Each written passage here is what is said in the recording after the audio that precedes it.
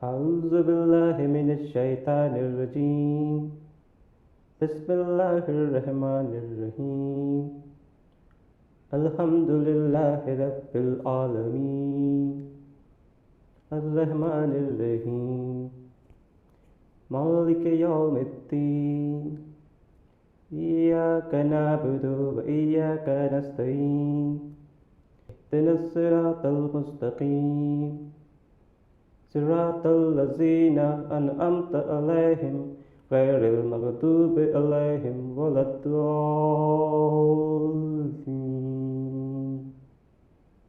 اللهم صل على محمد وآل محمد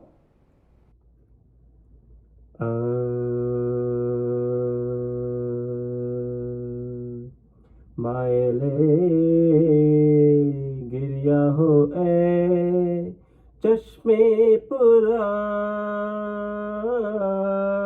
پرآب اچھی طرح مائلے گریا ہو اے چشمے پرآب اچھی طرح حق سے لینا ہے اگر اجر ثواب اچھی طرح مائلے گریا ہو اے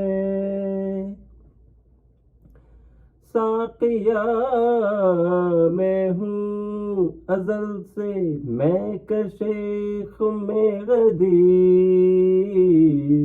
ساقیا میں ہوں ازل سے میں کشیخ میں غدیر بھر دے اب میرے لیے جام شراب اچھی طرح مائلے گریا ہو اے فرشتوں آ گئے لو مرتضیٰ مہر مدد میرے اعمالوں کا اب کر لو حساب اچھی طرح عمر بھر کے واسطے ہے اب فراق جانبین میری پیری سے گلے ملے شباب اچھی طرح مائلے گریا ہو اے وائے حسرت آنکھ ایک چشمے زدن میں کھل گئی دیکھنے پائے نہ ہم دنیا کا خواب اچھی طرح دشمنوں کا یاری کیا آپ کو ہوتا خطر دشمنوں کا یاری کیا آپ کو ہوتا خطر بستر ختم رسول پہ آیا خواب اچھی طرح مائلے گریا ہو اے عارض اکبر کی یوں توصیف ہو زیب رقم عارض اکبر کی یوں توصیف ہو زیب رقم آئے ہر ایک لفظ سے بوئے گلاب اچھی طرح مائل گریا ہو اے بہر پرسش کیا ہے یہ تکرار اے منکر نکیر پوچھ لو تم مجھ سے میں دوں گا جواب اچھی طرح آپ پارشی کی ہے برسوں تک ریاض مدح میں میرے باغ نظم پر برسے گلاب اچھی طرح مائل گریا ہو اے خاک ہو کر بھی در مولا پہ پہنچوں گا ضرور خاک ہو کر بھی در مولا پہ پہنچوں گا ضرور اے زمیں کر لے میری مٹی خراب اچھی طرح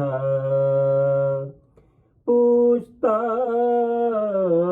تھا جب کوئی اکبر کو بانو کہتی تھی ہائے آیا بھی نہ تھا پورا شباب اچھی طرح مائل گریا ہو اے شمر سے کہتے تھے صابر ہوں میں ہر حال میں ظلم کر لے مجھ پہ او خانہ خراب اچھی طرح خلد میں جانا کوئی مشکل نہ ہوگا اے ارم تجھ کو لے جائے گی حب بوتراب اچھی طرح مائل گریا ہو اے گلشن میں صبا کو جستجو تیری ہے بلبل کی زبان پر گفتگو تیری ہے گلشن میں صبا کو ہر رنگ میں جلوے ہیں تیری قدرت کے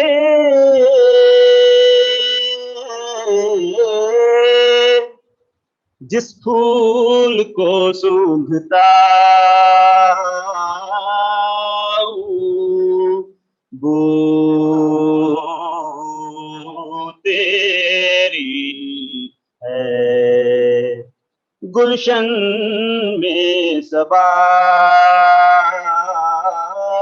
کو صلوات پر محمد علیہ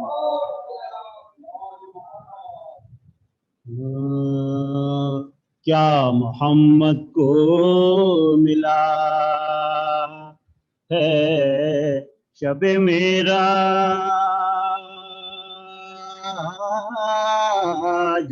وقار کیا محمد کو ملا ہے شب معراج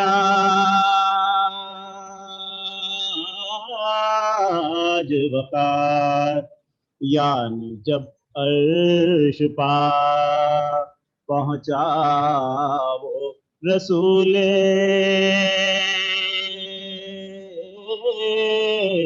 مختار، دور کرنے لگا نالین قدم سے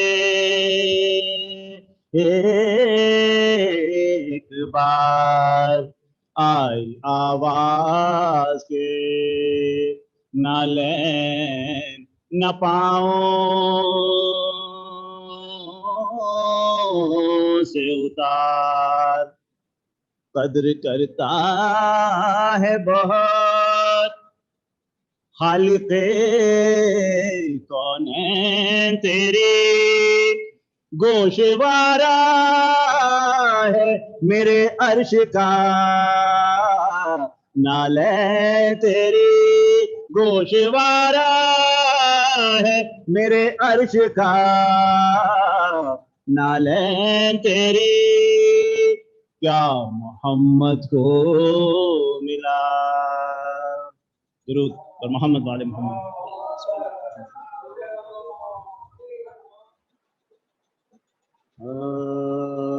عباس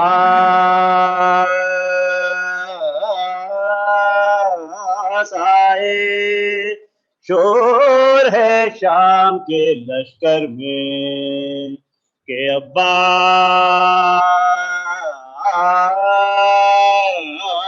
آئے، اور تواتر خبر آئی کہ بہت پاس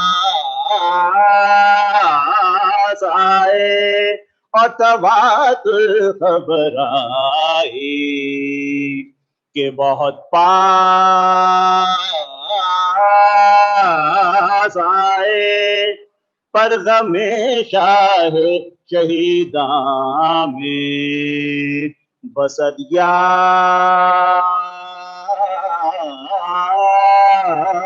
آئے، بولی تقدیر کے یہ جنگ انہیں راس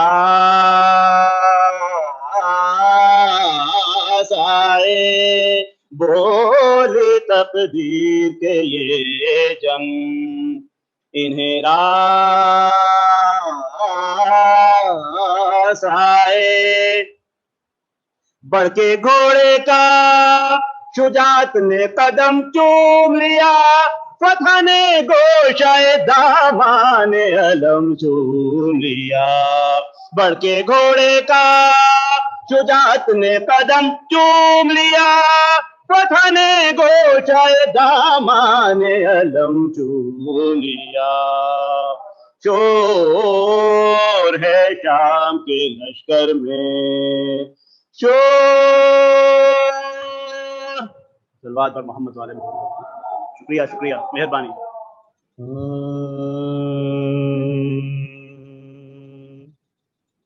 سنبلے تر ہے پریشان زلف اکبر دیکھ کر، سنبلے تر ہے پریشان زلف اکبر دیکھ کر، کٹ گیا ہے ماہ تاباں روح انور دیکھ کر، سنبلے تر ہے پریشان زلف اکبر دیکھ کر، آب ہو جائے گی حسن روح اکبر دیکھ کر، آب ہو جائے گا حسن روح اکبر دیکھ کر، سامنے آئی نہ لانا اے سکندر دیکھ کر، سامنے آئینہ لانا اے سکندر دیکھ کر، سنبلے تر ہے پریشان زلف اکبر دیکھ کر، جب چلی آدا پہ تیرے شاہ پکارے جبریل، جب چلی آدا پہ تیرے شاہ پکارے جبریل، یا حسین ابن علی خادم کے شے پر دیکھ کر، یا حسین ابن علی خادم کے شے پر دیکھ کر، سنبلے تر ہے پریشان زلف اکبر دیکھ کر، کی رسائی بخت حر نے جب تو پہنچا شہ کے پاس، کی رسائی بخت حر نے جب تو پہنچا شہ کے پاس، آ گیا خود راہ پر جنت کا رہبر دیکھ کر، آ گیا خود راہ پر جنت کا رہبر دیکھ کر، سنبلے تر ہے پریشان زلف اکبر دیکھ کر، جب جھپٹ کر باب خیبر کو اکھاڑا آپ نے، جب جھپٹ کر باب خیبر کو اکھاڑا آپ نے، ہو گئے کفار ششدر زور ہے در دیکھ کر، ہو گئے کفار ششدر زور ہے در دیکھ کر، سنبلے تر ہے پریشان زلف اکبر دیکھ کر، آسماں پر شرم سے برق درخشاں چھپ گئی، آسماں پر شرم سے برق درخشاں چھپ گئی، ذوالفقار حیدر صفدر کے جوہر دیکھ کر، ذوالفقار حیدر صفدر کے جوہر دیکھ کر، سنبلے تر ہے پریشان زلف اکبر دیکھ کر، خلد میں یاد آئی جب عباس کو بچوں کی پیاس، خلد میں یاد آئی جب عباس کو بچوں کی پیاس، رو دیا وہ با وفا بھی سوئے کوثر دیکھ کر، رو دیا وہ با وفا بھی سوئے کوثر دیکھ کر، سنبلے تر ہے پریشان زلف اکبر دیکھ کر، بے ردا بلوے میں اس کی بیٹیاں در در پھرے، بے ردا بلوے میں اس کی بیٹیاں در در پھرے، ہو گئے کافر مسلمان جس کی چادر دیکھ کر، ہو گئے کافر مسلمان جس کی چادر دیکھ کر، سنبلے تر ہے پریشان زلف اکبر دیکھ کر، شعر سنیے بطور خاص. پیش خالق سب ہے یکساں، رشک او غافل نہ گئے. پیش خالق سب ہے یکساں، او رشک او غافل نہ گئے.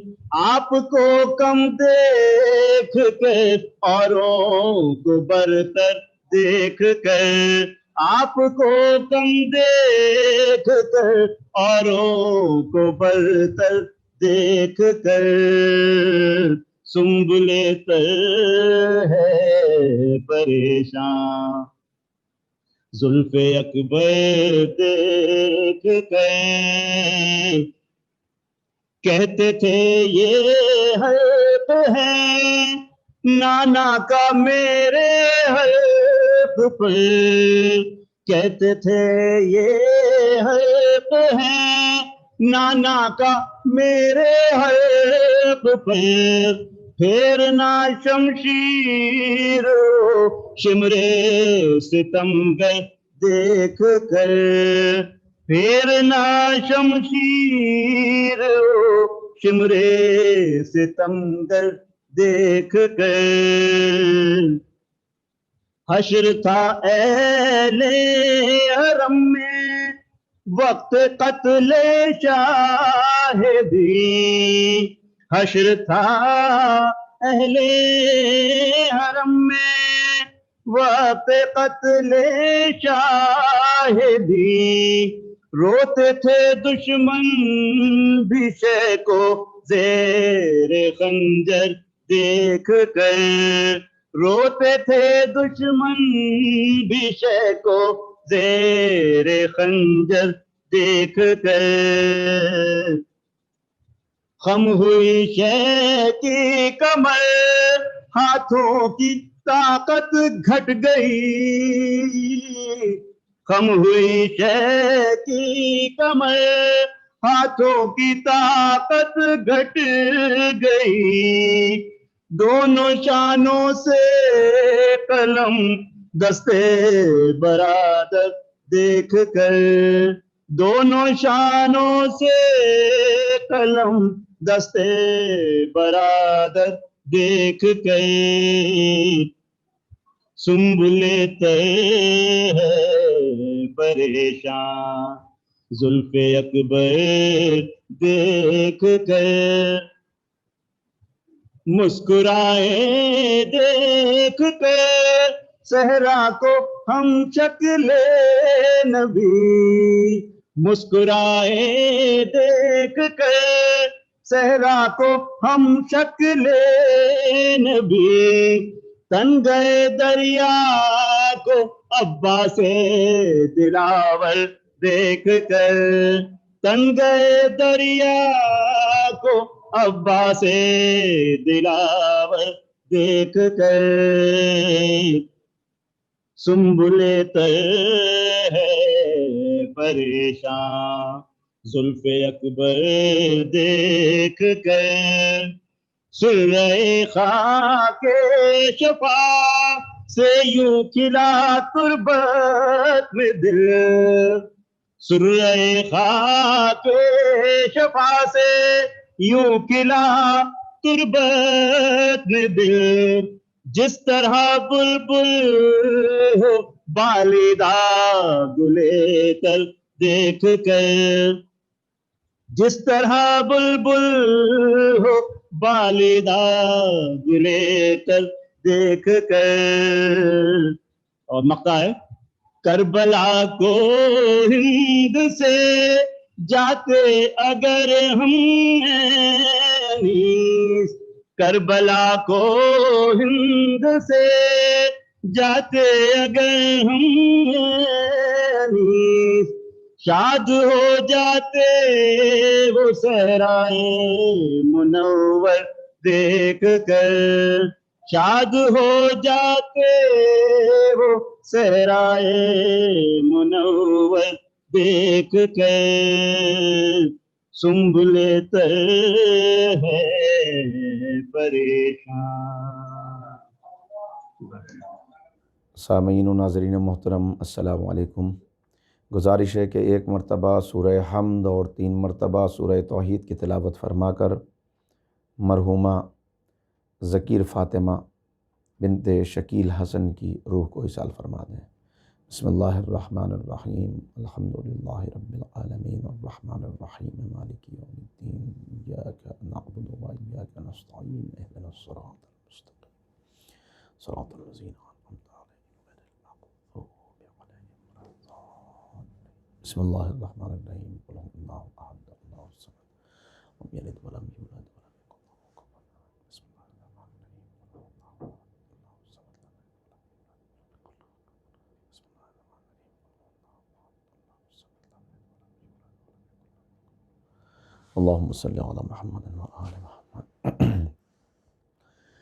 اعوذ باللہ من الشیطان اللعین الرجیم، بسم اللہ الرحمن الرحیم، الحمد للہ رب العالمین وبہ نستعین وہو المعین، والصلاة والسلام علی سید الانبیاء والمرسلین، سیدنا و نبینا و شفیع ذنوبنا و طبیب قلوبنا و بالقاسم محمد اللہم صلی علی محمد و آلہ الطیبین الطاہرین المعصومین المظلومین المنتخبین المنتجبین۔ اما بعد فقد قال اللہ تبارک و تعالی فی کتاب المجید و فرقانہ الرشید و قولہ الحق۔ بسم اللہ الرحمن الرحیم، وقضى ربک الا تعبدوا الا ایاہ وبالوالدین احسانا۔ صلوات پڑھیں محمد و آل محمد، اللہم صلی اللہ۔ قرآن کریم میں اللہ تعالیٰ کا یہ فیصلہ جسے ان الفاظ میں بیان کیا گیا، وَقَضَىٰ رَبُّكَ أَلَّا تَعْبُدُوا إِلَّا إِيَّاهُ، تیرے اللہ کا فیصلہ ہے کہ عبادت صرف اللہ کی ہوگی، وَبِالْوَالِدَيْنِ إِحْسَانًا، اور والدین کے ساتھ نیکی کا سلوک ہوگا۔ قرآن کریم میں کئی ایسے مواقع ہیں کہ جہاں ہمیں متوجہ کیا گیا اس طرف کہ والدین کے ساتھ نیکی کرنا، والدین کے ساتھ محبت کرنا، والدین کے ساتھ احترام کا معاملہ رکھنا، اور خیال رکھنا کہ جب وہ ضعیف ہو جائیں وہ دونوں یا ان میں سے کوئی ایک، تو اس بات کا خاص خیال رکھنا کہ ان سے اونچی آواز میں بات نہ کرنا۔ فلا تقل لہما اف ولا تنہرہما، اف نہ کہنا اور ان کو جھڑکنا نہیں۔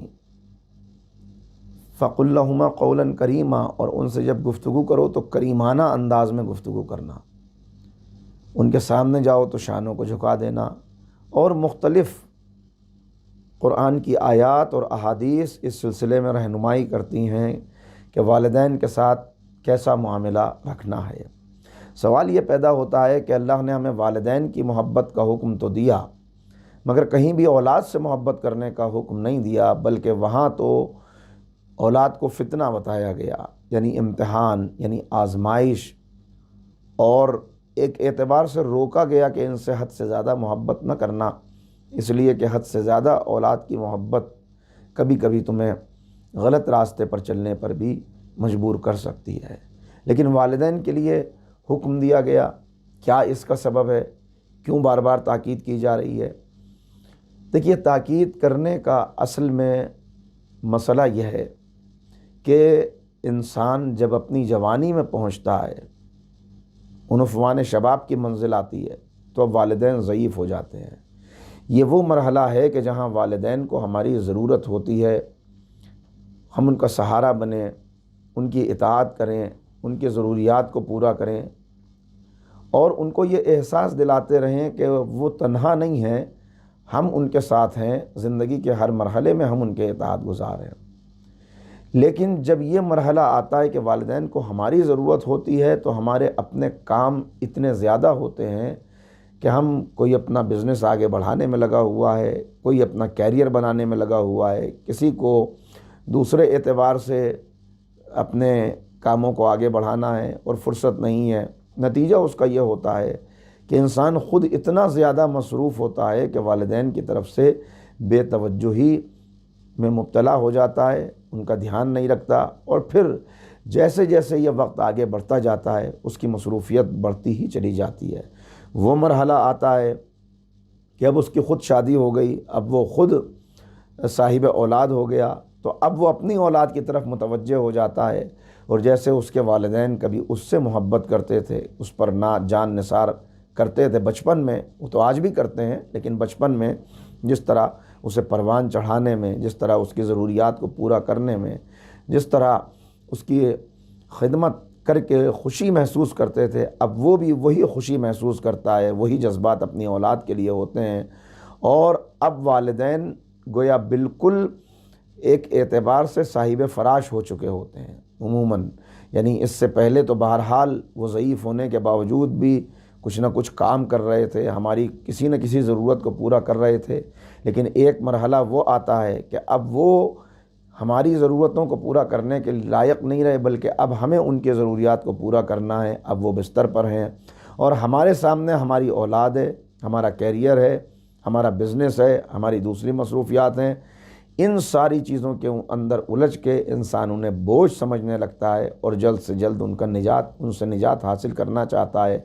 ان کا روکنا، ان کا ٹوکنا یہ اس کو برا لگتا ہے۔ لہٰذا یہاں پر کہا جا رہا ہے کہ دیکھو جب وہ ضعیف ہو جائیں اور اب وہ تمہارے کسی کام کے لائق نہ رہیں، اس وقت اگر وہ کوئی بات کہیں تو ان کو جھڑکنا نہیں، ان سے اف نہ کہنا، ان کے سامنے شانوں کو جھکائے رکھنا، ان کے احترام میں کمی نہ آنے دینا، اور ان کے لیے دعا گو رہنا، رب ارحمہما کما ربیانی صغیرہ، کہ اے میرے معبود جب میں چھوٹا تھا اس وقت جو رحمت انہوں نے میرے اوپر نثار کی، جو محبت میرے اوپر لٹائی، اے معبود تو بھی ایسی ہی رحمت کا اور مغفرت کا معاملہ ان کے ساتھ رکھنا۔ یہ ہے وہ درس جو قرآن کریم نے ہمیں دیا، اور جس کی بہت زیادہ تاکید حضور سرور کائنات حضرت محمد مصطفیٰ صلی اللہ علیہ وآلہ وسلم اور آپ کی نسل پاک نے، آپ کے ائمان، آپ کی اولاد میں ائمہ خدا نے ہم سے برابر اس بات کی نصیحت کی۔ پیغمبر سے سوال کیا گیا کہ یا رسول اللہ یہ فرمائیے کہ اگر انسان اللہ کا محبوب ہونا چاہے تو کیا کرے، کون سا ایسا عمل ہے جو اسے اللہ سے قریب کر دے اور اللہ اس سے محبت کرنے لگے؟ نبی کریم نے جواب دیا 2 اعمال کر لے، اللہ اس سے محبت کرنے لگے گا، الصلاۃ علی وقتہا وبر الوالدین، ایک تو نماز کو اس کے وقت پہ ادا کرے، اول وقت کی نماز پڑھنا، اور دوسرے والدین کے ساتھ نیکی سے پیش آنا۔ یہ 2 اعمال ہیں جو اسے اللہ کا محبوب بنا دیں گے۔ اور کسی موقع کے اوپر کسی نے سوال کیا یا رسول اللہ میں نیکی کرنا چاہتا ہوں تو میں سب سے زیادہ نیکی کس کے ساتھ کروں، کون میری نیکی کا سب سے زیادہ مستحق ہے؟ جواب ملا تمہاری ماں۔ کہا پھر اس کے بعد؟ کہا تمہاری ماں۔ کہا اس کے بعد؟ کہا تمہاری ماں۔ کہا پھر اس کے بعد؟ کہا تمہارا باپ۔ یعنی 3 مرتبہ پیغمبر نے کہا کہ تمہاری نیکی تمہاری ماں کے لیے، ماں کے لیے، ماں کے لیے، اور پھر باپ کا نام لیا۔ کیوں؟ اس لیے کہ واقعاً والدین میں بھی ماں وہ ہے جو اپنی زندگی کو وقف کر دیتی ہے گویا اپنی اولاد کے لیے۔ جب ولادت کا مرحلہ آتا ہے بالکل شروع سے لے کر اور بعد تک آپ دیکھیں قرآن نے ان مراحل کو بیان کیا ہے، والدہ کے لیے تو خاص طور سے کہا حملت ہو امہ وہنن علی وہن، تمہاری ماں نے تمہارا بوجھ اٹھایا ہے زحمت پر زحمت برداشت کر کے، تکلیف پر تکلیف برداشت کر کے۔ اور اس مرحلے کو انسان کی تخلیق کے بیان کیا، وَلَقَدْ خَلَقْنَا الْإِنسَانَ مِنْ صُلَالَةٍ مِّن طِينٍ ثُمَّ جَعَلْنَاهُ نُطْفَةً فِي قَرَارٍ مَّكِينٍ ثُمَّ خَلَقْنَا النُّطْفَةَ عَلَقَةً فَخَلَقْنَا الْعَلَقَةَ مُضْغَةً فَخَلَقْنَا الْمُضْغَةَ عِظَامًا فَكَسَوْنَا الْعِظَامَ لَحْمًا ثُمَّ أَنشَأْنَاهُ خلقاً آخرا فتبارک اللہ احسن الخالقین۔ یہ پورا مرحلہ قرآن کریم نے بیان کر دیا کہ ہم نے انسان کو مٹی کے جوہر سے پیدا کیا، اور پھر اس کو اس مٹی کے جوہر سے پیدا ہونے والے انسان کے مرحلے بیان کیے گئے کہ نطفے کی صورت میں اسے ایک محفوظ جگہ پر، یعنی ماں کے بطن میں جو محفوظ جگہ ہے وہاں اس کو رکھ دیا، اور اس کے بعد اس نطفے سے علقہ بنا، علقہ سے مضغہ بنا، یعنی گوشت کا لوتھڑا، اور پھر مرحلے آگے بڑھے، ہڈیاں بنی، ہڈیوں کے اوپر گوشت چڑھا، اور پھر یہ ایک دوسری ہی مخلوق بن گیا، اور پھر اللہ نے کہا فتبارک اللہ احسن الخالقین۔ گویا اللہ نے فخر کیا کہ ہم نے کیسا اچھا انسان بنایا، مگر یہ مرحلے کہاں قرار پا رہے ہیں؟ دیکھیے ایک ماں کی قربانی کو آپ ملاحظہ کریں کہ وہ گویا اپنی مرضی سے اپنے سارے کاموں کو معطل کر لیتی ہے۔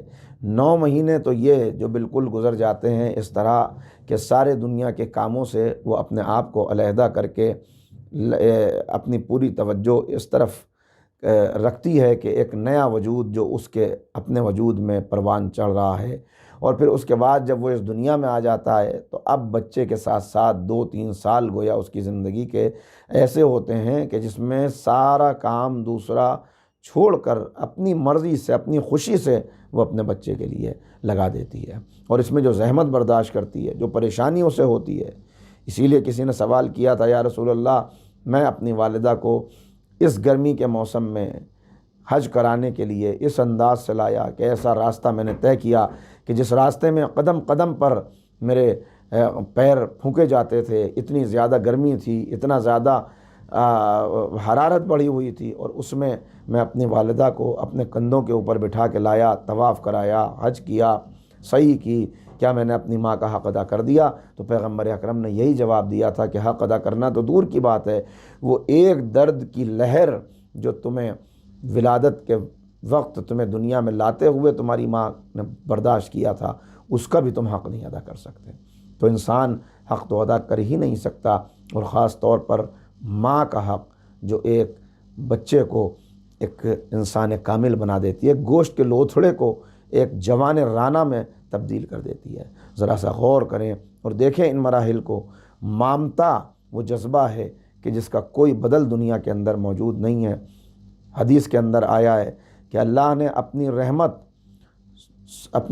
کا 100واں حصہ تمام دنیا کے اندر تمام مخلوقات میں تقسیم کر دیا، یعنی اللہ کی رحمت کا 1/100 حصہ ہے کہ جو انسانوں میں، حیوانوں میں اور دوسری مخلوقات کے اندر پایا جاتا ہے، جس کی وجہ سے حیوان بھی اپنے بچوں سے محبت کرتا ہے، انسان بھی اپنی اولاد سے محبت کرتا ہے، بھائی بھائی سے محبت کرتا ہے، اولاد والدین سے محبت کرتی ہے، والدین اولاد سے محبت کرتے ہیں، شوہر زوجہ سے محبت کرتا ہے، دوست اپنے دوست سے محبت کرتا ہے۔ یہ ساری محبتیں جو نظر آ رہی ہیں یہ اس ایک حصے کا جلوہ ہیں جو اللہ نے بندوں کے اندر بلکہ تمام مخلوقات کے اندر تقسیم کر دیا، اور وہ جو 100 حصوں کا مالک ہے رحمت کے، اس کی رحمت کا عالم کیا ہوگا؟ یعنی جب 100واں حصہ جو تمام مخلوقات میں تقسیم کیا گیا، اس میں بھی جناب آدم سے لے کر آج تک کی مخلوقات اور آج سے لے کر قیامت تک کی مخلوقات، اور اس کا ایک حصہ گویا آفتاب کے مقابلے میں ذرہ بھی اس کو مانا جائے تو زیادہ ہوگا، وہ ماں کو عطا کیا ہے۔ اور تب ماں کی محبت کا عالم یہ ہے کہ وہ اپنے آپ کو قربان کرنے کے لیے، اپنے وجود کو مٹانے کے لیے ہر وقت بخوشی آمادہ رہتی ہے، اور نہیں چاہتی کہ کسی بھی لمحے اس کے بچے کو کوئی زحمت ہو، سب خفا ہو جائیں، بھائی بہن چھوڑ دیں، دوست چھوڑ دیں، حد یہ ہے کہ باپ بھی چھوڑ دے، تب بھی ماں چھوڑنے کے لیے تیار نہیں ہے۔ وہ اپنے بچے کا دفاع کرتی نظر آتی ہے، نہیں میرا بیٹا ایسا نہیں ہے، وہ تو اس کا فلاں دوست ہے، اس کی وجہ سے وہ بگڑ گیا، ورنہ اگر ذرا سا اس پر توجہ دی جائے، اسے محبت سے سمجھایا جائے تو وہ صحیح راستے پر آ سکتا ہے۔ یہ ساری باتیں، یہ سارے مشاہدات دن رات ہمارے ہیں کہ ماں کی محبت کیا ہوتی ہے، کیسے محبت کرتی ہے ماں۔ اور اب اس سے اندازہ لگائیں کہ جب ماں کی محبت کا عالم یہ ہے، یعنی میں مثالیں دے دوں 1-2، آپ حیوانات میں دیکھیں، ایک چھوٹی سی چڑیا ایک بڑے سے سانپ نے اس کے گھونسلے پہ حملہ کیا ہے جہاں اس کے انڈے یا بچے موجود ہیں، چھوٹا سا وجود اس کا، وہ کیا ہے اتنے بڑے اژدہے کے مقابلے میں، سانپ کے مقابلے میں، مگر وہ اپنے پنجوں سے دفاع کرنے کے لیے کھڑی ہو جاتی ہے۔ مرغی کے بچے ادھر ادھر دوڑ رہے ہیں، ایک ذرا سا دشمن کو آتے ہوئے محسوس کیا، ایک ذرا سا بلی نے حملہ کر دیا تو اس بلی کے مقابلے پہ کھڑی ہو جاتی ہے۔ ایک ہرن کا کیا وجود ہے خونخوار شیر کے سامنے، لیکن اپنے بچے کے دفاع کے لیے وہ شیر سے لڑ جاتی ہے۔ تو یہ محبت، یہ مامتا جو جانور کے بچے کے اندر بھی رکھی گئی، لیکن پھر ہم دیکھتے ہیں کچھ دن کے بعد اب بچوں کے پر نکل آئے، اب وہی ماں ٹھونگے مار کے انہیں گھونسلے سے نکال رہی ہے۔ اب وہی ہرنی جو اپنے بچی کے لیے جان دے رہی تھی اب وہ اس سے بیگانہ ہے، اب وہ اسے کل پہچانتی بھی نہیں ہے۔ تو جس اللہ نے محبت رکھی ہے ان کے دل میں، گویا اس نے یہ محبت خط آہستہ آہستہ کم کر دی اور پھر ایک اعتبار سے ختم کر دی کہ یہ بیگانے ہو گئے۔ یہ کیوں ختم کر دی؟ اس لیے کہ یہ محبت رکھی تھی، اس لیے کہ والدین کے اندر جو صلاحیتیں ہیں ان صلاحیتوں کو وہ منتقل کر دیں اپنی اولاد میں۔ جب انتقال کا یہ عمل پورا ہو گیا، اب وہ اڑنا سیکھ گئے، اب وہ چگنا سیکھ گئے، اب وہ جنگل کے اندر اپنا دانہ تلاش کرنا سیکھ گئے، تو اب مزید ضرورت نہیں ہے انہیں والدین کی، لہٰذا اب وہ الگ ہو گئے، اب وہ بیگانے ہیں، اب وہ ایک دوسرے کو پہچانتے بھی نہیں۔ لیکن یہ انسانوں کے اندر ہے کہ ماں کی محبت وقت گزرنے کے ساتھ کم نہیں ہوتی بلکہ مسلسل بڑھتی چلی جاتی ہے۔ اس کا مطلب یہ ہے کہ انسان کبھی اپنی ماں سے بے نیاز نہیں ہو سکتا، کبھی اپنے والدین کی ضرورت سے آزاد نہیں ہو سکتا، اسے ہر مرحلے کے اوپر اپنے والدین کی ضرورت ہے، اپنی ماں کی ضرورت ہے۔ یہی وجہ ہے کہ جناب موسیٰ سے ارشاد فرمایا اللہ نے کہ اے موسیٰ، اب تمہاری والدہ کا انتقال ہو گیا ہے، لہٰذا اب سنبھل کے قدم بڑھانا، تم جو کوہ طور پہ آتے ہو سنبھل کے قدم رکھنا، اس لیے کہ کتنی ایسی بلائیں تھیں جو تمہاری ماں کے وجود کی وجہ سے تم سے دور تھیں، اب ماں موجود نہیں ہے تو اب وہ بلائیں تمہاری طرف آ سکتی ہیں۔ تو یہ ہر اس انسان کے لیے ہے جس کی ماں اس دنیا سے رخصت ہو جائے کہ اسے اب سنبھل کے قدم رکھنا ہے، کیونکہ ماں کا وجود اگر وہ زبان سے کچھ بھی نہ کہے، صرف وہ محبت کی نظر ڈالے، صرف اس کا وجود کتنی بلاؤں کو ٹال دیتا ہے، کتنی مصیبتوں کا دفاع کرتا ہوا نظر آتا ہے۔ تو جب ماں کی محبت کا عالم یہ ہے تو اللہ کی محبت کا عالم کیا ہوگا جو 100 حصوں کا رحمت کی مالک ہے۔ اللہ کی محبت کا عالم، جناب موسیٰ کو حکم ہوا اے موسیٰ، میرے ایک دوست کا انتقال ہو گیا ہے، صحرا کے اندر ہے، جاؤ جا کے اس کی نماز جنازہ پڑھاؤ، اس کے غسل و کفن کا انتظام کرو، اور بستی والوں کو یہ خبر دے دو کہ جو بھی کوئی اس کے جنازے میں شرکت کرے گا میں اس کے سارے گناہوں کو بخش دوں گا۔ جناب موسیٰ نے یہ پیغام دیا، گناہوں کی بخشش کا ایک وسیلہ مل رہا ہے، لہٰذا ہر ایک دوڑ پڑا نماز پڑھنے کے لیے۔ اب جب پہنچا دیکھا کہ جس کے لیے اللہ نے یہ خبر دی ہے یہ تو بستی کا وہ برا آدمی ہے جسے کچھ دن پہلے بستی والوں نے بستی سے نکال دیا تھا کہ تم اتنے بگڑ چکے ہو کہ کہیں ایسا نہ ہو کہ ہماری نسلوں پر، ہمارے جوانوں پر، ہمارے بچوں پر تمہارے اس بگڑنے کا اثر پڑے اور وہ بھی بے راہ روی کا راستہ اختیار کر لیں۔ تو انہوں نے نکال دیا تھا۔ ایک مرتبہ کہا کہ موسیٰ یہ تو بہت برا آدمی تھا، ہم نے اس کو نکال دیا تھا بستی سے، آج آپ کہہ رہے ہیں کہ یہ اللہ کا محبوب ہو گیا ہے، اس کی نماز میں شرکت کرنے والے کے لیے بخشش ہے۔ جناب موسیٰ نے اپنے ہاتھوں کو پھیلا دیا، اے میرے معبود، یہ تو ایک بدمعاش انسان ہے، یہ تو ایک برا انسان ہے۔ کہا ہاں موسیٰ یہ برا تھا، بستی والوں نے اس کو نکال دیا تھا، لیکن جب یہ صحرا میں آیا تو اس نے ہم سے توبہ طلب کی، پھر اس کا وقت آخر آ گیا، آخری وقت میں اس نے گڑ گڑا کے مجھ سے دعائیں کیں کہ اے میرے معبود، اگر میں گھر پہ ہوتا اور یہ میرا آخری وقت ہوتا تو میرے سرہانے میری ماں موجود ہوتی، میرے پاس میرے والد کھڑے ہوتے، میرا بھائی کھڑا ہوتا، میرے گھر والے مجھے گھیرے ہوئے ہوتے، مگر آج میں اپنے گھر سے دور ہوں، یہاں کوئی بھی نہیں ہے، اس صحرا کے اندر کوئی نہیں، اے معبود بس تیرے علاوہ میرا کون ہے؟ ہاں میں تیرا خطا کار ہوں، میں تیرا گناہ گار ہوں، میں نے بہت گناہ کیے ہیں، لیکن اگر تو نے مجھے چھوڑ دیا تو میں کہاں جاؤں گا؟ اے میرے معبود، اگر تیرے بخش دینے میں تیری شان میں کوئی کمی آ جاتی تو میں تجھ سے بخشش طلب نہ کرتا، اگر مجھے معاف کر دینے میں تیرا خزانہ کم ہو جاتا میں ہرگز تجھ سے اپنی بخشش طلب نہ کرتا، اگر مجھے معاف کر دینے میں اگر مجھے سزا دینے میں تیری شان میں کچھ اضافہ ہو جاتا تو میں ہرگز تجھ سے نہ کہتا کہ مجھے سزا نہ دے، مگر اے میرے معبود، میں تیرا حقیر بندہ ہوں، مجھے سزا دینے میں تیری شان میں کوئی اضافہ نہیں ہوگا، مجھے معاف کر دینے میں تیری شان میں کوئی کمی نہیں آئے گی، اپنے اس بندے کو معاف کر دے۔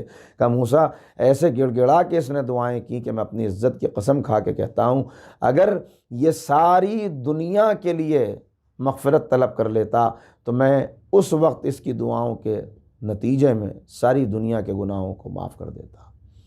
وہ ہے اللہ رب العزت۔ جب ماں کی محبت کا عالم یہ ہے تو اللہ کی محبت کا عالم کیا ہوگا؟ یعنی کیسی ہے ماں کی محبت؟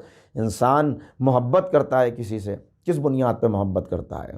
یا جمال کی بنا پہ کرتا ہے یا کمال کی بنا پہ کرتا ہے؟ انسان کسی کے حسن سے محبت کرتا ہے، کسی کے اندر کوئی خوبی پائی جائے اس سے محبت کرتا ہے، لیکن ماں کی محبت نہ جمال کی بنا پر ہے نہ کمال کی بنا پر ہے۔ ماں اپنے بچے سے محبت کرتی ہے تو اس کے اندر کوئی کنڈیشن نہیں ہوتی، اس میں کچھ شرائط نہیں ہوتے۔ بچہ اگر برا بھی ہو، حسین بچے سے بھی محبت کرے گی، لیکن اگر حسین نہ ہو، اس کا بچہ بد شکل بھی ہو تو اس سے بھی وہ محبت کرتی ہے۔ بچہ ایسا نہیں کہ اگر صرف فرما بردار ہو تب وہ محبت کرے گی اور نافرمان ہو تو محبت نہ کرے، نہیں، اگر ساری اس کے اندر برائیاں پائی جاتی ہوں تب بھی وہ اسے ڈانٹے، اس سے ناراض ہو جائے، لیکن محبت میں کمی نہیں آئے گی، محبت بہرحال کرے گی۔ لوگ محبت کرتے ہیں کسی سے کہ کوئی ڈاکٹر بن گیا تو اس کے ماہر ہونے کی وجہ سے، کہ بہت طبیب ماہر ہے، اس سے محبت ہو گئی، کوئی سائنٹسٹ ہے اس سے محبت ہو گئی، کوئی بہت بڑا سیلیبریٹی ہے اس سے محبت ہو گئی، مگر ماں کی محبت بچے سے اس لیے نہیں ہے کہ یہ کل ڈاکٹر بن جائے گا یا آج یہ ڈاکٹر بن گیا تو اس کی محبت میں اضافہ ہو گیا، نہیں، اس کی محبت بغیر کسی شرط کے ہے۔ کیسی محبت ہے اس کی محبت؟ میں 2 واقعات آپ کے سامنے عرض کرتا ہوں۔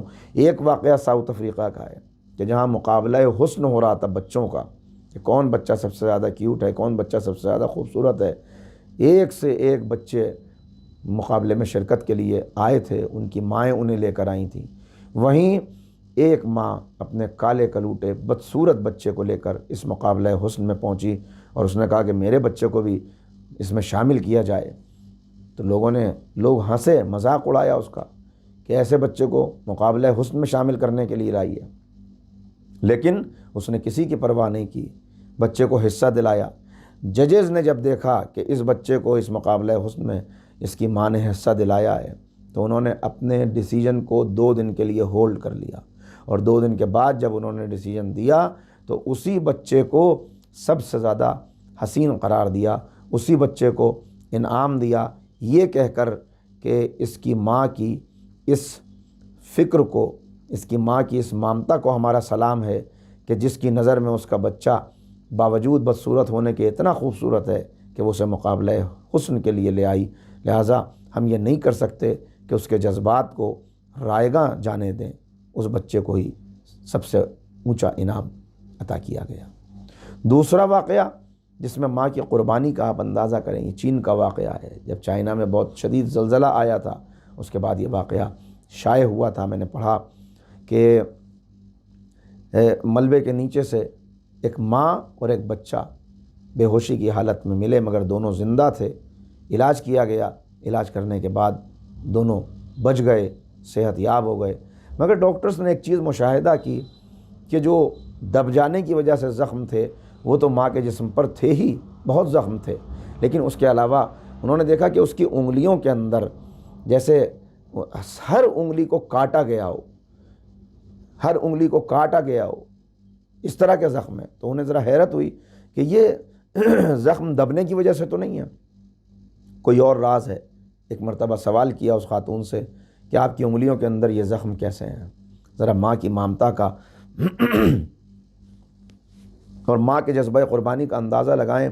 ایک مرتبہ اس خاتون نے کہا میں اور میرا بچہ وہاں موجود تھے، ہم ایسی جگہ پر تھے کہ ہمیں نہیں معلوم تھا کہ ہم بچ سکتے ہیں یا نہیں، لیکن بہرحال میں اپنے بچے کو آخری وقت تک دودھ پلاتی رہی، دودھ خشک ہو گیا، اب مجھے کچھ سمجھ میں نہیں آتا تھا، بچہ میرا بھوک سے روتا تھا، میں اسے کیا دوں، اس لیے کہ کچھ بھی موجود نہیں تھا۔ کہ آخر میں مجھے ایک ترکیب سمجھ میں آئی کہ چلو معلوم نہیں کب تک زندہ رہنا ہے، نہیں زندہ رہنا، لیکن میں اپنے بچے کو بھوکا تو نہیں دیکھ سکتی، کہ میں نے اپنی انگلیوں کو اپنے دانتوں سے کاٹنا شروع کیا. انگلی کو اتنا کاٹتی تھی کہ خون نکل آئے، اور پھر اس انگلی کو بچے کے منہ میں دے دیتی تھی. وہ میرا خون چوستا تھا اور اس کے بعد اس کا پیٹ بھر جاتا تھا. کہا پھر میں نے اپنی دوسری انگلی کو اسی طرح زخمی کیا. کہا اس طرح میں نے اپنے بچے کو بے ہوش ہونے تک، آخری لمحے تک اپنے بچے کو غذا پہنچاتی رہی کہ یہ بھوکا نہ رہے. یہ ہے ماں کی ممتا، جس کا کوئی بدل اس دنیا کے اندر نہیں مل سکتا. علامہ اقبال جب والدہ کا انتقال ہوا تو وطن سے دور تھے. انہوں نے والدہ کی شان میں ایک نظم لکھی والدہ مرحومہ کی یاد میں. اس کے اندر وہ لکھتے ہیں، کس کو اب ہوگا وطن میں آہ میرا انتظار، خط نہ ملنے سے میرا اب کون ہوگا بے قرار، خاک تربت پر تیری لے کر یہ فریاد آؤں گا، اب دعائے نیم شب میں کس کو میں یاد آؤں گا، آسماں تیری لحد پر شبنم افشانی کرے، سبزہ نورستہ اس گھر کی نگہبانی کرے. روایات کے اندر آیا، طویل روایت ہے، خلاصہ اس کا عرض کرتا ہوں. اگر کسی مومن کی تشییع جنازہ کے لیے جانا پڑے اور اس کے لیے 2 میل کا سفر طے کرنا پڑے تو یہ سفر طے کرو. 2 میل کا سفر طے کر کے جاؤ اور اس مومن کے جنازے میں شرکت کرو. اگر کسی مومن کی دعوت پر 3 میل کا سفر طے کرنا پڑے تو 3 میل کا سفر طے کرو. اگر کسی مومن کی زیارت کے لیے 4 میل کا سفر پیدل طے کرنا پڑے 4 میل کا سفر طے کرو. اگر کسی مظلوم کی حمایت کے لیے 4-5 میل کا سفر طے کرنا پڑے، یہ سفر طے کر کے جاؤ اور مظلوم کی حمایت کرو. صلہ رحمی کے لیے، اپنے عزیزوں رشتہ داروں کی خبر گیری کے لیے اگر 1 سال کا سفر طے کرنا پڑے تو وہ سفر طے کر کے جاؤ. اور اپنے والدین سے ملاقات کے لیے، اپنی ماں سے ملنے کے لیے اگر 2 سال کا سفر پیدل طے کرنا پڑے تو پیدل طے کر کے سفر جاؤ، اپنی ماں سے ملاقات کرو. ہمیں تو کہیں جانا بھی نہیں ہے، ہمارے تو گھر میں ماں موجود ہے، ہر وقت سامنے ہے. اور چونکہ انسان بہت خود غرض ہے اور کوئی کام کرتا نہیں جب تک اس کا خود کا فائدہ نہ ہو، لہٰذا بتا بھی دیا گیا کہ 1 مرتبہ ماں کے چہرے کو محبت سے دیکھنا 1 حج مقبول کا درجہ رکھتا ہے. بار بار کہا گیا ان کے سامنے جاؤ تو شانوں کو جھکا کے جاؤ. یہ شانوں کو جھکانے کا کیوں حکم دیا گیا؟ آپ نے دیکھا ہوگا پرندہ جب پرواز کرتا ہے شانوں کو پھیلا دیتا ہے، پروں کو پھیلا دیتا ہے، اور جب زمین کی طرف اترتا ہے تو اپنے پروں کو سمیٹ دیتا ہے.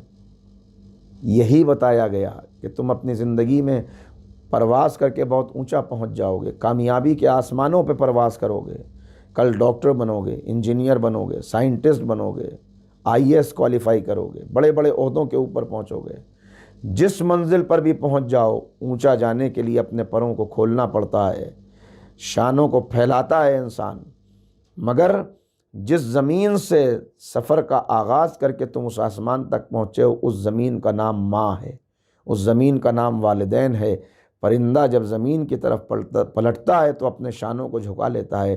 تم بھی کامیابی کے آسمان پہ کہیں بھی پہنچ جاؤ، مگر جب والدین کی طرف پلٹو تو اپنے شانوں کو جھکا لینا، جیسے پرندہ پروں کو سمیٹ لیتا ہے. ان کے آگے عاجز، ان کے آگے اطاعت گزار بن کے رہنا، ہر قدم پہ ان کی اطاعت کرنا. اور یہ اطاعت تمہیں کہاں پہنچائے گی، کس منزل کے اوپر؟ میں تھوڑا سا آپ کی خدمت میں اور عرض کر دوں اور متوجہ کر لوں. ایک مرتبہ مل کے صلوات پڑھ لیں محمد و آل محمد پر. اللہم صلی علی محمد. کس منزل پر یہ اطاعت لے جاتی ہے؟ والدین کی اطاعت انسان کو کہاں پہنچاتی ہے اور والدین کی نافرمانی اسے کہاں پہنچاتی ہے؟ میں دونوں کی ایک مثال دے کر آپ سے اجازت لے لوں. والدین کی اطاعت، پہلے نافرمانی کی بات کریں. والدین کا نافرمان ہو جانا انسان کو کتنی پستی اور کیسے زوال میں مبتلا کر دیتا ہے. دنیا تصوف کا ایک نام ہے مالک ابن دینار، بڑا نام ہے. مالک ابن دینار حج کے لیے گئے ہوئے ہیں، وہاں یہ خواب دیکھتے ہیں اور اس خواب میں یہ دیکھتے ہیں کہ کوئی ان کو خبر دے رہا ہے، ہاتف غیبی کی آواز آ رہی ہے کہ محمد بلخی کو جا کے یہ اطلاع دے دو کہ اس کا حج رد کر دیا گیا۔ خواب سے بیدار ہوئے، غور کرنا شروع کیا، کون ہے یہ محمد بلخی؟ لوگوں سے معلوم کیا، پتہ چلا کہ بلخ کا قافلہ یہیں قریب میں رکا ہوا ہے۔ یہ بلخ کے قافلے میں پہنچے تاکہ پتہ چلا سکیں کہ محمد بلخی کون ہے، وہ بدقسمت کہاں رہتا ہے، کیا اس کا قصور ہے کہ جس کا حج رد کر دیا گیا اور باقاعدہ اطلاع دی جا رہی ہے۔ تلاش کرتے ہوئے پہنچے، لوگوں سے ملاقات ہوئی، کہا یہ محمد بلخی؟ انہوں نے کہا وہ تو بہت عبادت گزار اللہ کا بندہ ہے، بڑی نیکی کرتا ہے، بڑے نمازیں پڑھتا ہے، روزے رکھتا ہے، حج کے لیے کئی سال سے آ رہا ہے اور لوگوں کا بہت خیال کرتا ہے، بڑا صدقہ و خیرات کرتا ہے، بڑا آدمی ہے، دولت ہے اس کے پاس۔ اچھا، ابھی انہیں حیرت ہوئی کہ ایسا نیک آدمی جس کے لیے لوگ گواہی دے رہے ہیں، بتا رہے ہیں کہ اللہ کا حق ادا کرنے میں بھی سب سے آگے ہے، بندوں کا حق ادا کرنے میں بھی آگے ہے، پھر اس کا حج رد کیوں کر دیا گیا؟ پوچھا کہ کہاں پہ ہے، پتہ چلا کہ سب سے الگ اس کا خیمہ ہے۔ یہ اس کے خیمے میں پہنچے، جیسے ہی اس کی نظر ان پر پڑی، وہ ان کو نہیں جانتا، یہ اس کو نہیں جانتے، لیکن ایک مرتبہ وہ رونے لگا اور اس نے کہا کہ آنے والے آ، مجھے معلوم ہے کہ تو میرے لیے کیا بری خبر لے کے آیا ہے، یقیناً تو مجھے یہ بتانے کے لیے آیا ہے کہ میرا حج اس بار بھی رد کر دیا گیا۔ تو اب ان کو حیرت ہوئی، کہا کہ تجھے کیسے خبر؟ کہا یہ پہلا موقع نہیں ہے، میرے ہر عمل کے بعد مجھے یہی اطلاع ملتی ہے، کوئی نہ کوئی آ کے خبر دیتا ہے کہ تمہارا یہ عمل رد کر دیا گیا، تیری یہ نمازیں قبول نہیں ہوئیں، تیرا یہ روزہ رد کر دیا گیا، تیرا یہ صدقہ جو تو نے راہ خدا میں دیا اس کو رد کر دیا گیا، تیرا حج رد کر۔ 24 سال ہو گئے حج پر آتے ہوئے، ہر مرتبہ یہ دعا کرتا ہوں، اے معبود اس سال کے اعمال کو تو قبول کر لے، اس حج کو تو قبول کر لے، اور کوئی نہ کوئی آتا ہے 24 سالوں سے جو مجھے آ کے اطلاع دے دیتا ہے حج رد کر دیا گیا۔ اس مرتبہ امید تھی کہ شاید یہ حج قبول ہو جائے، مگر آپ آ گئے، کہا کہ ہاں صحیح ہے، مجھے خواب میں بتایا گیا کہ تیرا حج رد کر دیا گیا، مگر ایسا کیوں ہوا؟ کہا میں وہ بدقسمت ہوں کہ والد کے انتقال کے بعد دولت بہت تھی، میں غلط راستے پہ پڑ گیا، شراب پینے لگا، بری عادتیں میرے اندر پیدا ہو گئیں، دین سے دور ہو گیا۔ والدہ میری بار بار مجھے سمجھاتی تھی مگر میں ان کی بات پہ کان نہ دھرتا تھا۔ رمضان کا مہینہ تھا، میں گھر آیا، نشے میں تھا، ماں سے کہا میرے لیے کھانا لے کے آ۔ میری ماں نے کہا کہ رمضان ہے، اگر کچھ کھانا ہے تو انتظار کرنا پڑے گا افطار تک، ورنہ میں تمہیں کچھ نہیں دوں گی اور اس نے مجھے برا بھلا کہنا شروع کیا، ہدایت کرنی شروع کی، محبت سے سمجھانا شروع کیا، ہر طریقہ جو ماں اختیار کرتی ہے، کبھی ڈانٹتی ہے، کبھی پیار کرتی ہے، کبھی ناراض ہو جاتی ہے، کبھی نصیحت کرتی ہے، کبھی کہانی سناتی ہے، کسی طرح بھٹکا ہوا صحیح راستے پر آ جائے کہ وہ طریقہ میری ماں نے اختیار کیا۔ جتنا وہ مجھے سمجھاتی تھی، ایک تو نشہ، اس پر بھوک، اس پر بے دینی کا غرور و تکبر، میں اتنا زیادہ غصے میں بھڑکتا چلا جاتا تھا۔ آخر میں نے اپنی ماں کو دھکا دے دیا، وہ تندور کے اندر گر گئی۔ کہا بس وہ دن ہے اور آج کا دن ہے۔ کہا اس کے بعد جب میرا نشہ اترا، مجھے احساس ہوا، میں نے توبہ کی، توبہ کرنے کے بعد اس دن سے لے کے آج تک ہر نیک عمل کر رہا ہوں، ساری بری عادتیں چھوڑ دیں، لیکن میرا کوئی عمل قبول نہیں ہوتا، رد کر دیا جاتا ہے۔ یہ سنا تو ایک مرتبہ مالک ابن دینار نے کہا کہ یقیناً تیرا کوئی عمل قبول نہیں ہوگا، تو ہے ہی نہیں اس لائق کہ تیرا عمل قبول کیا جائے۔ وہ شخص رونے لگا اور یہ واپس آ گئے۔ یہ واپس آئے، دیکھیے اللہ کی رحمت کا میں نے ذکر کیا کہ ایک انسان نافرمان ہو، ایک انسان اطاعت سے گزر جائے، لیکن اگر اس کی رحمت کو اپنے لیے بیدار کر لے، اگر اس کی رحمت کو اپنے لیے حاصل کر لے تو اس کی بخشش کسی بھی لمحے ہو سکتی ہے۔ بس مالک ابن دینار واپس آئے، پھر سو گئے تو خواب میں پھر کوئی آواز دے رہا تھا، تجھے اس لیے نہیں بھیجا تھا کہ تو میرے بندے کو میری رحمت سے مایوس کر کے چلا آئے۔ تو کون ہوتا ہے یہ کہنے والا کہ کبھی اس کی بخشش نہیں ہوگی؟ تجھے بھیجا تھا تاکہ صرف تو اسے اطلاع دے، مگر چونکہ تو نے میرے بندے کو مایوس کرنے کی کوشش کی اور تو نے یہ کہا اس بندے سے کہ اس کی بخشش نہیں ہوگی، لہٰذا اب تو ہی جا اور جا کے اسے اطلاع دے دے، اسے خبر دے دے کہ ہم سے مسلسل توبہ کا طلب کرنا یہ اس کے لیے کامیاب ثابت ہوا، ہم نے اسے معاف کر دیا، اس کی توبہ کو قبول کر لیا۔ تو یہ ہے والدین سے نافرمانی کہ جو انسان کو کہاں لے آتی ہے، مگر توبہ کا راستہ۔ اگر زندگی میں ان کے ساتھ نیکی نہیں کی تو اب راستہ کھلا ہوا ہے، انتقال کر گئے، ناراض گئے ہیں دنیا سے، بدقسمت ہو تم بہت، لیکن مایوس مت ہو، اب ان کے لیے نیک اعمال کرو۔ اگر اب ان کے لیے نیکیاں انجام دو گے، ان کی طرف سے صدقہ دو، ان کی طرف سے لوگوں کو کھانا کھلاؤ، ان کے اعمال اگر کچھ کم رہ گئے ہیں تو ان کو پورا کرو، اگر ان کا حج باقی ہے اس حج کو ادا کر دو، اگر وہ زیارت کرنا چاہتے تو نہیں کر سکے تم زیارت کو پورا کر دو، اگر اور کوئی ایسا نیک عمل اپنی طرف سے کچھ بھی کر دو ان کے لیے، یہ نیکی اگر زندگی میں وہ ناراض تھے تو بعد میں ان کے راضی ہونے کا سبب بن جائے گی۔ دوسری طرف اطاعت کا واقعہ دیکھیے، اور اجازت دیجیے مجھے، اللہ سب کو زیارات عتبات عالیات سے مشرف فرمائے، جو گئے ہیں وہ بار بار جائیں۔ آپ جب کربلا معلیٰ تشریف لے جائیں گے تو آپ دیکھیں گے حرم امام حسین، زری ہے امام عالی مقام کے قریب ہی ایک اور قبر ہے، ایک اور مرقد ہے، جناب ابراہیم مجاب۔ یہ ابراہیم مجاب نسل امام حسن سے سید زادے ہیں اور امام کے حرم میں دفن ہیں۔ امام کے حرم میں کوئی نہیں دفن ہو سکتا جب تک امام خود اجازت نہ دے دے۔ مجاب کہتے ہیں اسے جسے جواب ملتا ہو۔ یہ جب روضہ امام حسین پہ آ کے سلام کرتے تھے تو ان کے سلام کا جواب روضے سے ملتا تھا، زری سے جواب آتا تھا۔ قم اور نجف کے علماء آ کر انتظار میں بیٹھ جاتے تھے ہر شب جمعہ کہ ابراہیم آئے گا، آ کے سلام کرے گا، امام جواب دیں گے اور ہم اس کے جواب کو سنیں گے، امام کے جواب کو سنیں گے۔ کیسے ہی نہیں یہ خصوصیت حاصل ہو گئی۔ عراق کا رہنے والا ایک معمولی سید، مزدور کی زندگی گزارنے والا، تنگ دستی اور غربت میں گزر بسر کرنے والا، مگر ایک خوبی، ایک ہے امام حسین سے عشق، بے پناہ عشق، اور دوسری خوبی والدین کی اطاعت۔ ہر شب جمعہ ان کے پاس کوئی سواری بھی نہیں ہے، یا بعض روایات کے مطابق ایک خچر ہے جس پر بٹھا کر یا اپنے کندھے پر سوار کر کے والدین میں سے ایک شب جمعہ والد کو، ایک شب جمعہ والدہ کو زیارت کے لیے لے کے آتے ہیں۔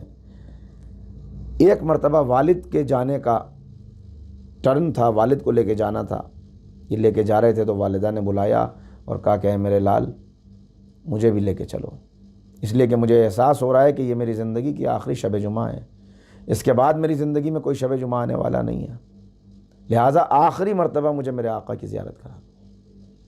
ابراہیم مجاب ان کے لیے آسان نہیں تھا، کندھے پر بٹھا کر والد کو لے جائیں، والدہ کو لے جائیں، والد سے یہ کیسے کہیں کہ آپ نہ جائیے، والدہ کے حکم کی تعمیل کیوں کر نہ کریں، لہٰذا انہوں نے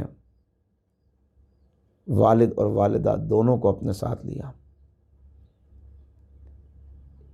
ایک واقعے کے مطابق تو یوں ہے کہ انہوں نے کوئی ایسی چیز تیار کی کہ ایک طرف والدہ کو بٹھایا، ایک طرف والد کو، اور کندھے پر اٹھا کر لے کر چلے، یا ٹوکریاں تھیں تو، یا دوسری بات یہ ہے کہ والد کو لے کے گئے، زیارت کرا کے واپس لائے، بہت تک چکے تھے مگر فوراً پھر والدہ کو لیا اور پہنچ گئے والدہ کو زیارت کرانے کے لیے۔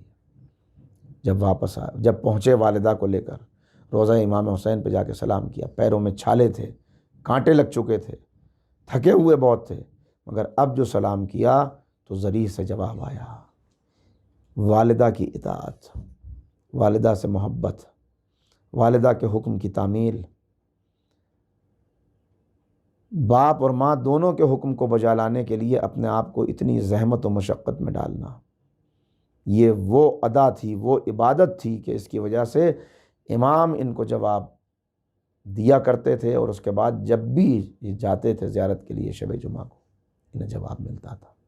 تو والدین کی اطاعت انسان کو کتنی بلندی پر پہنچا دیتی ہے۔ حق ادا کرو والدین کا، کوئی حق ادا کر ہی نہیں سکتا والدین کا، ان کا احسان اتنا زیادہ ہے، مگر انسان اپنی طرف سے کوشش تو کرے، جتنا کر سکتا ہے اتنا تو کرے، ان کی خدمت کرے، آواز پر آواز بلند نہ کرے، شانوں کو ان کے آگے جھکا کے چلے۔ یہ کھڑے ہوئے ہوں تو بیٹھے نہیں، اور یقیناً بہت بڑا کردار ہے جو آگے جا کے نئی نسلوں کو ادا کرنا ہے۔ لہٰذا آج اگر آپ والدین کا احترام کریں گے تو کل آپ کی اولاد آپ کا احترام کرے گی۔ آج اگر آپ دین کا حق ادا کریں گے تو کل آپ کے دین کا حق ادا کیا جائے گا۔ بس عزادارو، آسان مرحلے نہیں ہیں۔ اس راہ پر بڑھنے کے لیے مائیں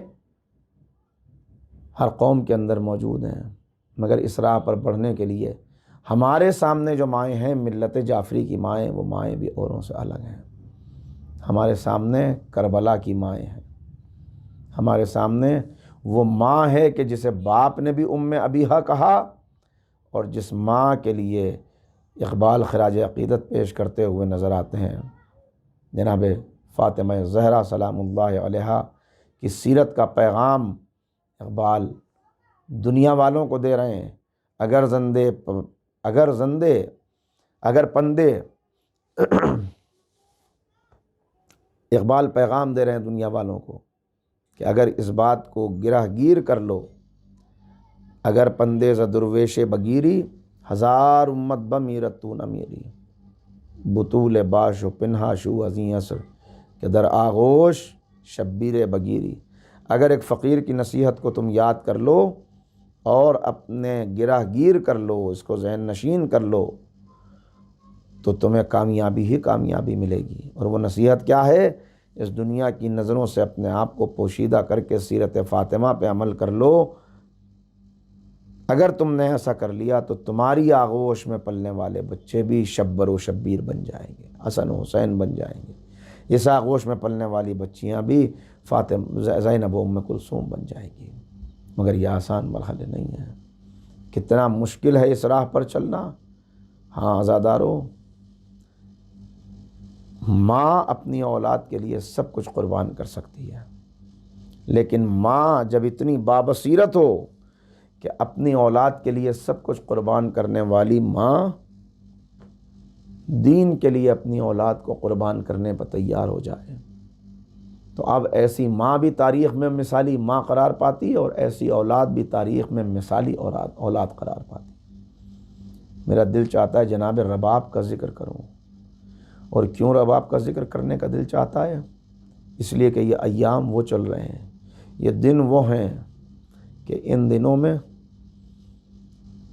اہل بیت پر جو مصیبتیں پڑی ہیں ان مصیبتوں کو الفاظ میں بیان نہیں کیا جا سکتا۔ جناب رباب وہ ماں ہیں جو شب عاشور کہہ رہی تھیں راہ حق میں کیا قربان کروں گی۔ سکینہ لڑکی ہے، اصغر چھوٹا ہے، سب کوئی نہ کوئی قربانی راہ حق میں دیں گے، مگر میں بیٹی کو میدان میں نہیں بھیج سکتی، اس کے اوپر سے جہاد ساقط ہے۔ بیٹا اتنا چھوٹا ہے کہ گھٹنیوں چل کے بھی میدان میں نہیں جا سکتا، کل میں کیا قربانی دوں گی۔ بس ایک مرتبہ امام حسین نے اپنے کانوں سے یہ گریہ سنا، یہ آواز سنی، آگے بڑھ کے کہا اے رباب پریشان نہ ہو، کل تیرا اصغر اکبر کے برابر ہو جائے گا۔ رباب تیری قربانیوں کو دنیا یاد رکھے گی، اور واقعی یہ جناب رباب کی قربانیاں ہیں کہ جنہیں دنیا بھلا نہیں سکتی۔ میں نے عرض کیا تھا ابھی کل کی مجلس چہلم جو پڑھی تھی اس میں بھی، کہ کبھی کبھی مجھے خیال آتا ہے، میں سوچتا ہوں کیوں حسین کے سینے پہ سونے والی یہ شہزادی شام غریبہ میں ہی انتقال نہ کر گئی۔ اور بھی تو بچے تھے شام غریبہ میں جو اونٹوں کے پیروں نیچے کچل کے شہید ہو گئے۔ حسین کی یہ شہزادی بھی شہید ہو گئی ہوتی۔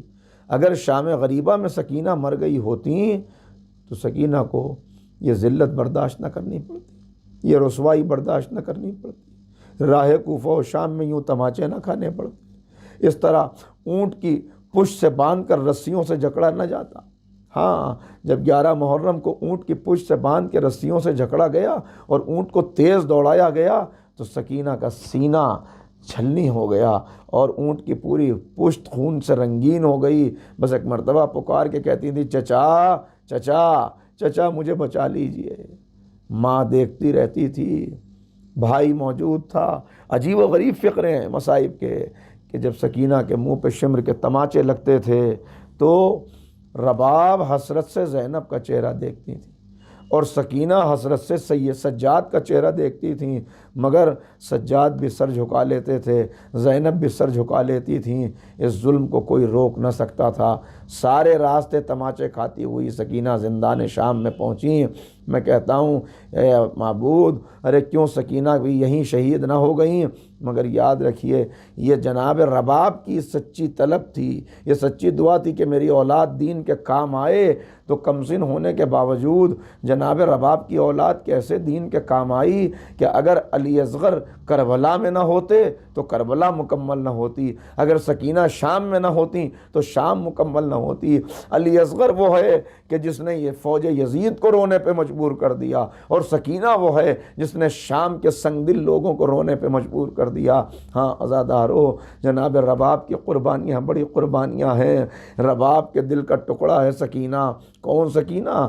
ہاں کوئی ایسے ہی اگر کوئی جذباتی کہانی سن لے، کوئی جذباتی کہانی پڑھ لے تو بھی انسان رونے لگتا ہے۔ یہ تو محمد کے گھرانے کی سچی داستان ہے۔ 3.5 سال کی بچی تھی، سفر پیش آ گیا، بابا کے ساتھ سفر کیا۔ وہ بچی جو ہمیشہ کبھی ماں کی آغوش میں، کبھی پھوپھی کی گود میں، کبھی چچا کی آغوش میں، کبھی بابا کی آغوش میں، جس کو کبھی زمین پہ پیر رکھنے کی نوبت نہ آئی تھی، جس نے کبھی دھوپ نہ دیکھی تھی، جس نے کبھی گرم ہوا کا جھونکا نہ دیکھا تھا، وہ بچی کربلا میں آ گئی۔ اور کربلا کے اندر 7 محرم سے سکینہ نے پیاس برداشت کی۔ کیسی پیاس کہ 7 محرم سے 10 محرم آ گئی مگر سکینہ کی پیاس نہ بجھی، مگر حقیقت درس ہے وفادار چچا کی بھتیجی ہے، لہذا وفاداری سکینہ کی زندگی کا درس ہے۔ ہاں شام غریباں آئی شام غریباں، پانی آیا، نہیں معلوم کیسے یہ پانی پہنچا۔ روایات کہتی ہیں بعض کہ یزید کی زوجہ تھی جو پانی لے کے آئی، کھانا لے کے آئی۔ پانی آیا، سجاد زینب کے قریب آئے، پھوپھی اماں پانی پی لیجئے۔ کہا میرے بیٹے میں پانی نہ پیوں گی، اب میں یہ پانی نہ پیوں گی جس پانی کے لیے میرا علی اکبر پانی مانگتا ہوا دنیا سے چلا گیا، میرا قاسم لاشا پامال ہو گیا پیاس قاسم کا، علی اصغر چند قطرے پانی نہ پا سکا، اب میں یہ پانی نہ پیوں گی۔ کہا پھوپھی اماں پانی پی لیجئے۔ کہا میرے لال میں پانی نہ پیوں گی۔ ایک مرتبہ میرے امام نے جناب زینب کی آنکھوں پہ ہاتھ رکھا۔ کہا پھوپھی اماں ذرا اب دیکھیے۔ اب جو زینب نے دیکھا کوثر کا کنارہ ہے، کربلا کے پیاسے کوثر کے کنارے جمع ہیں، علی ہاتھ میں جام کوثر لیے ہیں، سب شہداء موجود ہیں۔ علی کہہ رہے ہیں اے میرے لال حسین پانی پی لو۔ شہداء کہہ رہے ہیں جب تک حسین پانی نہ پیئیں گے ہم پانی نہ پیئیں گے، اور حسین کہہ رہے ہیں نہیں بابا نہیں، میں ابھی پانی نہ پیوں گا، ابھی میری زینب نے پانی نہیں پیا، ابھی میری سکینہ پیاسی ہے۔ بس ایک مرتبہ جناب زینب نے جلدی سے پانی کا جام اپنے ہاتھ میں لیا مگر پیا اب بھی نہیں۔ ارے جلدی سے قریب آئیں رباب کے، سکینہ کو بیدار کیا، کہا بیٹی اٹھو پانی پی لو۔ جیسے ہی پانی کا نام سنا سکینہ نے کہا کیا میرے چچا واپس آ گئے؟ چچا دریا سے پلٹ آئے؟ کہا بیٹے چچا نہیں آئے، پانی آیا ہے۔ کہا پھوپھی اماں آپ نے پانی پی لیا، یہ ہے سکینہ کی وفاداری۔ اماں آپ نے پانی پیا، آپ سب نے پانی پیا؟ کہا نہیں ابھی ہم نے پانی نہیں پیا۔ کہا پھر پہلے مجھے پانی کیوں دیا؟ کہا بیٹا پہلے چھوٹوں کو پانی دیا جاتا ہے۔ بس ایک مرتبہ جناب سکینہ نے کوزہ آب لیا اور چلی مقتل کی طرف۔ اے سکینہ کہاں چلی؟ کہا مجھ سے چھوٹا میرا بھیا علی اصغر، میں اسے پانی پلاؤں گی۔ ہاں عزادارو جناب رباب کی قربانیاں، رباب کا اصغر 3 بھال کا تیر کھا کے کربلا میں سو گیا۔ رباب کی سکینہ مصیبتیں برداشت کرتے کرتے زندان شام میں سو گئی۔ وہ وقت آیا کہ سکینہ بابا کے سر کے لیے تڑپ رہی ہیں، میرے بابا ابھی تو میرے سامنے موجود تھے، کہاں چلے گئے؟ بابا کہتے تھے سکینہ میں تمہیں لینے آیا ہوں اور مجھے چھوڑ کے چلے گئے۔ یزید کے محل تک آواز گئی کہ باپ کا سر بچی کو پہنچا دو۔ سر آیا، خان پوش ہٹا، سکینہ نے بابا کا سر دیکھا، پیشانی زخمی، رخسار زخمی، ہونٹ زخمی. ایک مرتبہ بابا کے سر کو آغوش میں لیا، سینے سے لگایا، رخسار پہ رخسار رکھا. اے بابا مجھے چھوڑ کے کہاں چلے گئے تھے؟ بابا اتنا بتائیے، آپ کو ذبح کرنے سے پہلے پانی پلایا تھا یا نہیں پلایا؟ اے بابا یہ پیشانی پہ کیسے زخم ہے؟ بابا کبھی دائیں طرف سر رکھتی تھیں، کبھی بائیں طرف سر رکھتی تھیں، کبھی گود میں سر رکھتی تھیں.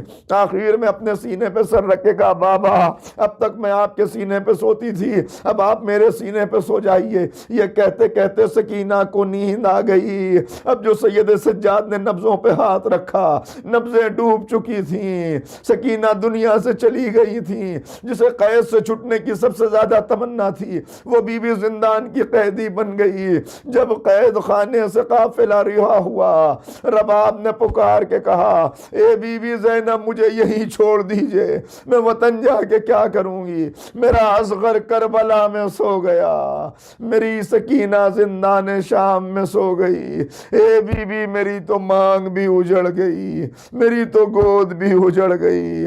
اب میں کبھی مدینہ سیعلم الذین ظلموا أَيَّ منقلب ينقلبون انا للہ و انا الیہ راجعون.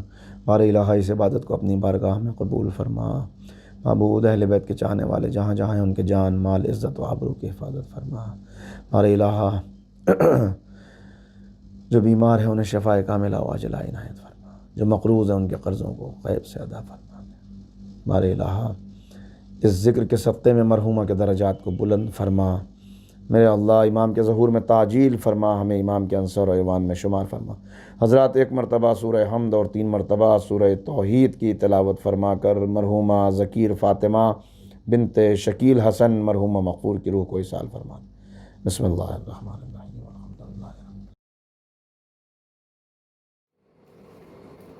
موت کی آغوش میں جب تھک کے سو جاتی ہے ماں، موت کی آغوش میں جب تھک کے سو جاتی ہے ماں، تب کہیں جا کر رضا تھوڑا سکون پاتی ہے ماں. روح کے رشتوں کی یہ گہرائیاں تو دیکھیے، روح کے رشتوں کی یہ گہرائیاں تو دیکھیے. چوٹ لگتی ہے ہمارے اور چلاتی ہے ماں، مانگتی ہی کچھ نہیں اپنے لیے اللہ سے، اپنے بچوں کے لیے دامن کو پھیلاتی ہے ماں. موت کی آغوش میں صبح درزی لائے گا کپڑے تمہارے واسطے، صبح درزی لائے گا کپڑے تمہارے واسطے. عید کی شب بچوں کو یہ کہہ کے بہلاتی ہے ماں، مرتبہ ماں کا زمانہ دیکھ لے پیش خدا. اس لیے فردوس سے پوشاک منگواتی ہے ماں. گھر سے جب پردیس کو جاتا ہے گودی کا پلا، گھر سے جب پردیس کو جاتا ہے گودی کا پلا، ہاتھ میں قرآن لے کر در پہ آ جاتی ہے ماں.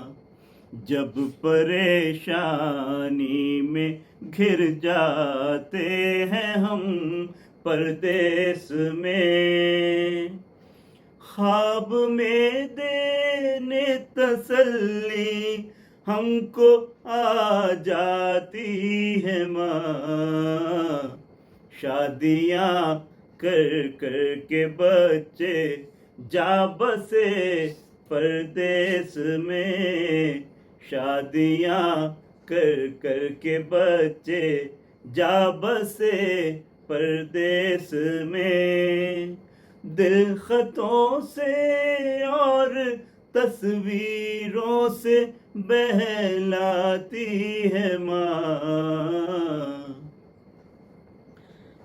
کھا کے ٹھوکر جب کبھی آغوش کا پالا گرا، کھا کے ٹھوکر جب کبھی آغوش کا پالا گرا، یا علی مولا مدد کرتی ہوئی آتی ہے ماں، جانے کیسا ربط ہے ماں اور علی کے درمیان،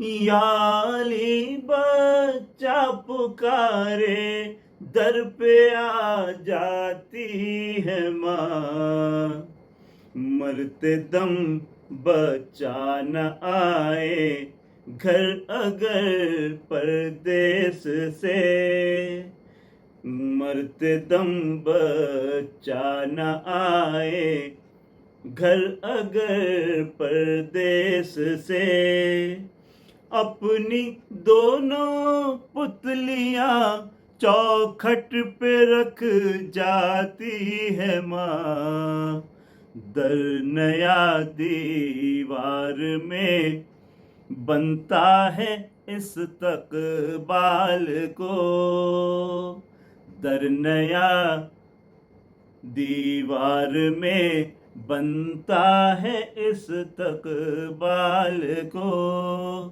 خانہ کعبہ کے جب نزدیک آ جاتی ہے ماں،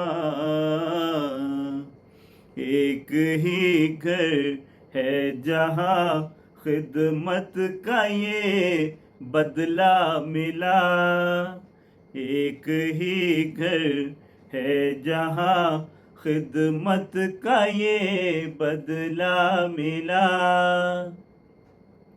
خادمہ ہوتے ہوئے فضا، خادمہ ہوتے ہوئے بھی فضا کہلاتی ہے ماں، پیار کہتے ہیں کسے اور ممتا کیا چیز ہے، پیار کہتے ہیں کسے اور ممتا کیا چیز ہے، کوئی ان بچوں سے پوچھے جن کی مر جاتی ہے ماں، جز غم شبیر ممکن ہی نہیں جس کا علاج، جز غم شبیر ممکن ہی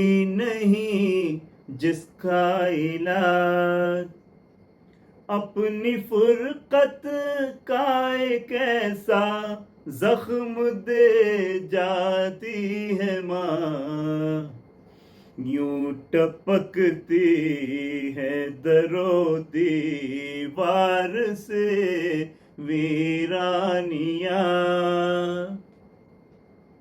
گھر کی ساری رونقیں ہمراہ لے جاتی ہے ماں، جب تلک یہ ہاتھ ہیں ہم شیر بے پردہ نہ ہو، جب تلک یہ ہاتھ ہیں ہم شیر بے پردہ نہ ہو، ایک بہادر باوفا بیٹے سے فرماتی ہے ماں، یاد آتا ہے شب عاشور کا کڑیل جوان، جب کبھی الجھی ہوئی زلفوں کو سلجھاتی ہے ماں،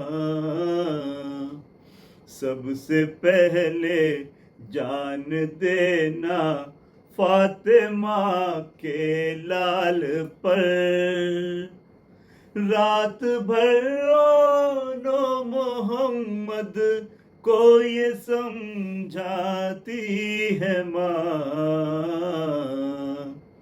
کس نے توڑی ہے دل قرآن ناطق میں سے نا، کس نے توڑی ہے دل قرآن ناطق میں سے نا، زخم نیزہ دیکھ کر سینے پہ چلاتی ہے ماں، یہ بتا سکتی ہے بس ہم کو رباب خستہ تن، یہ بتا سکتی ہے بس ہم کو رباب خستہ تن، کس طرح بن دودھ کے بچے کو بہلاتی ہے ماں، شمر کے خنجر سے یا سوکھے گلے سے پوچھئے، ماں ادھر منہ سے نکلتا ہے ادھر آتی ہے ماں، جانے کتنی برف سی راتوں میں ایسا بھی ہوا، جانے کتنی برف سی راتوں میں ایسا بھی ہوا، بچہ تو چھاتی پہ ہے گیلے میں سو جاتی ہے ماں، شکریہ ہو ہی نہیں سکتا کبھی اس کا ادا، شکریہ ہو ہی نہیں سکتا کبھی اس کا ادا، مرتے مرتے بھی دعا جینے کی دے جاتی ہے ماں، موت کی آغوش میں جب تھک کے سو جاتی ہے ماں۔